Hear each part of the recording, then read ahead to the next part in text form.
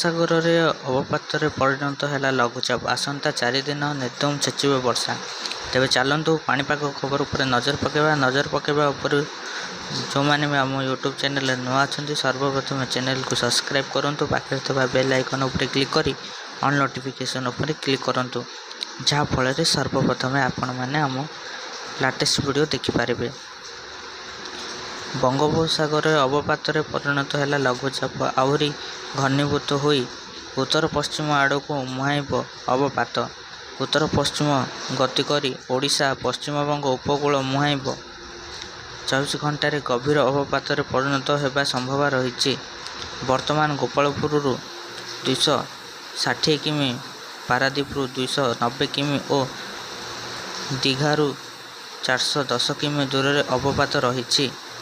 ପ୍ରଭାବରେ ବିଭିନ୍ନ ସ୍ଥାନରେ ବର୍ଷା ସମ୍ଭାବନା ହେବା ସହ ଦକ୍ଷିଣ ଓଡ଼ିଶା ଓ ଆଭ୍ୟନ୍ତରୀଣ ଓଡ଼ିଶାରେ 11 ତାରିଖ ଯାଏଁ ପ୍ରବଳ ବର୍ଷା ହେବ ବୋଲି ପାଣିପାଗ ବିଭାଗ ସତର୍କ କରାଇଛି।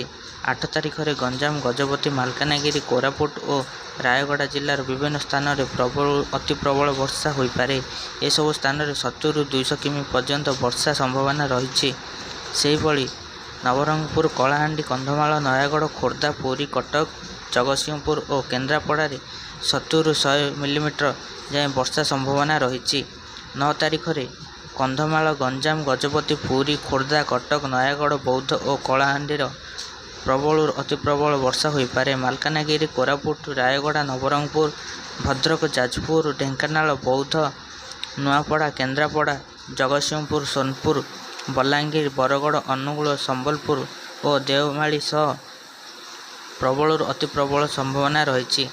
10 ତାରିଖରେ କନ୍ଧମାଳ, କଳାହାଣ୍ଡି, ବୌଦ୍ଧ, ଢେଙ୍କାନାଳ, ବଲାଙ୍ଗୀର, ଅନୁଗୁଳ, ସୋନପୁର, ସମ୍ବଲପୁର ଓ ବରଗଡ଼ ଜିଲ୍ଲାରେ ପ୍ରବଳ ବର୍ଷା ହେବ ବୋଲି ପୂର୍ବାନୁମାନ କରାଯାଇଛି।